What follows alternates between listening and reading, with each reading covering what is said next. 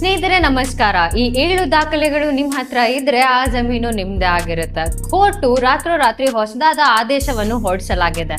ಸಂಪೂರ್ಣವಾದ ಮಾಹಿತಿಗಾಗಿ ಕೊನೆ ತನಕ ಮಿಸ್ ಮಾಡದೆ ನೋಡ್ತಾ ಇರಿ ಈ ವಿಡಿಯೋನ. ಜಮೀನಿನ ಮೇಲೆ ಮಾಲೀಕತ್ವವನ್ನು ಸ್ಥಾಪಿಸಿಕೊಳ್ಳುವ ಪ್ರಕ್ರಿಯೆ ಇತ್ತೀಚಿನ ದಿನಕ್ಕೆ ತುಂಬಾನೇ ತಲೆನೋವು ಆಗಿದೆ ಅಂತ ಹೇಳಿದ್ರೆ ತಪ್ಪಾಗ್ಲಾರ್ದು. ಅದರಲ್ಲೂ ಕೂಡ ಜಮೀನಿನ ಮೇಲೆ ಅಧಿಕಾರ ಪಡೆದುಕೊಳ್ಳಲು ಕೆಲವೊಂದು ಪ್ರಮುಖ ದಾಖಲೆಗಳು ನಿಮ್ಮ ಹತ್ರ ಇರಲೇಬೇಕಾಗುತ್ತದೆ. ಹಾಗಾಗಿ ಪ್ರತಿಯೊಬ್ರು ಕೂಡ ಈ ವಿಚಾರದಲ್ಲಿ ಸಾಕಷ್ಟು ಬಾರಿ ಎಡವಿರುತ್ತಾರೆ ಹಾಗೂ ಇಂತಹ ಆಸ್ತಿ ಸಂಬಂಧಿತ ವಿಚಾರಗಳಲ್ಲಿ ಬಹಳಷ್ಟು ಸಲ ಜಗಳ ಕೂಡ ಆಡಿರುತ್ತೆ. ನಿಮ್ಮ ಸುತ್ತಮುತ್ತ ನೀವೇ ನೋಡಿರ್ಬೋದು, ಆಸ್ತಿಯ ಮಾಲೀಕನೇ ಒಬ್ನಾಗಿರ್ತಾನೆ, ತನ್ನದೇ ಆಸ್ತಿ ಅಂತ ಹೇಳ್ಬಿಟ್ಟು ತಿರುಗಾಡೋನು ಇನ್ನೊಬ್ಬನಾಗಿರ್ತಾನೆ. ಇತ್ತೀಚಿನ ದಿನಗಳಲ್ಲಿ ನಕಲಿ ಪತ್ರಗಳನ್ನು ಮಾಡಿಕೊಂಡು ಭೂಮಿಯನ್ನು ಕಬ್ಜಾ ಮಾಡಿಕೊಳ್ಳಲು ಸಾಕಷ್ಟು ಜನ ಕಾಯ್ತಿರುತ್ತಾರೆ. ಹೀಗಾಗಿ ಆಸ್ತಿಗೆ ಸಂಬಂಧಪಟ್ಟಂತಹ ಪ್ರಮುಖ ದಾಖಲೆಗಳನ್ನು ನಿಮ್ಮೊಂದಿಗೆ ಸುರಕ್ಷಿತವಾಗಿ ಇಟ್ಟುಕೊಳ್ಳುವುದು ತುಂಬಾನೇ ಉತ್ತಮ ಅಂತ ಹೇಳ್ಬೋದು. ಹಾಗಾದ್ರೆ ಈ ಸಂದರ್ಭದಲ್ಲಿ ಆಸ್ತಿ ನಿಮ್ಮದೇ ಅಂತ ಪ್ರೂಫ್ ಮಾಡಿಕೊಳ್ಳಲು ನಿಮ್ಮ ಹತ್ರ ಇರಲೇಬೇಕಾದಂತಹ ಪ್ರಮುಖ ದಾಖಲೆಗಳು ಯಾವ ಅಂತ ಗೊತ್ತಾ? ಭೂಮಿಯ ಮಾಲೀಕತ್ವದ ಯಾವುದೇ ವಿವಾದ ಸಂದರ್ಭದಲ್ಲಿ ಕೆಲವೊಂದು ಪ್ರಮುಖ ದಾಖಲೆ ಪತ್ರಗಳು ನಿಮ್ಮ ಹತ್ತಿರ ಇಟ್ಟುಕೊಳ್ಳುವುದು ತುಂಬಾನೇ ಮುಖ್ಯವಾಗುತ್ತದೆ.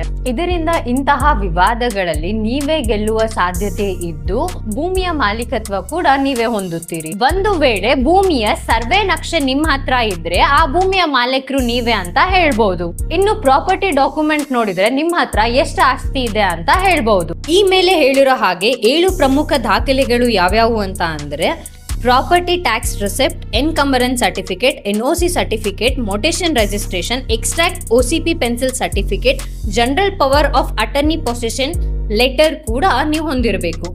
ಈ ಮೇಲೆ ಹೇಳಿರುವ ಎಲ್ಲಾ ದಾಖಲೆ ಮೇಲೆ ನಿಮ್ಮ ಗಮನವಿರಲಿ ಹಾಗೂ ಈ ಎಲ್ಲಾ ಪ್ರಮುಖ ದಾಖಲೆಗಳು ನಿಮ್ಮ ಹತ್ತಿರ ಇದ್ದರೆ ಒಂದು ವೇಳೆ ನಿಮ್ಮ ಜಮೀನಿನ ಮೇಲೆ ಯಾರಾದರೂ ಅಕ್ರಮವಾದ ಜಪ್ತಿ ಮಾಡಿದ್ರೆ ಆ ವೇಳೆ ನಿಮ್ಮ ಹತ್ತಿರ ಈ ಎಲ್ಲಾ ಪ್ರಮುಖ ದಾಖಲೆಗಳು ಇದ್ದ ಕಾರಣ ನಿಮ್ಮ ಪಕ್ಷವಾಗುತ್ತದೆ. ಇತ್ತೀಚಿನ ದಿನಗಳಲ್ಲಿ ಮುಗ್ಧ ಜನಸಾಮಾನ್ಯರ ಆಸ್ತಿಗಳನ್ನು ಕೂಡ ಇದೇ ರೀತಿ ಅಕ್ರಮವಾಗಿ ಕಬ್ಜಾ ಮಾಡುವಂತ ಕೆಲಸ ಕೂಡ ನಡೀತಾ ಇದೆ.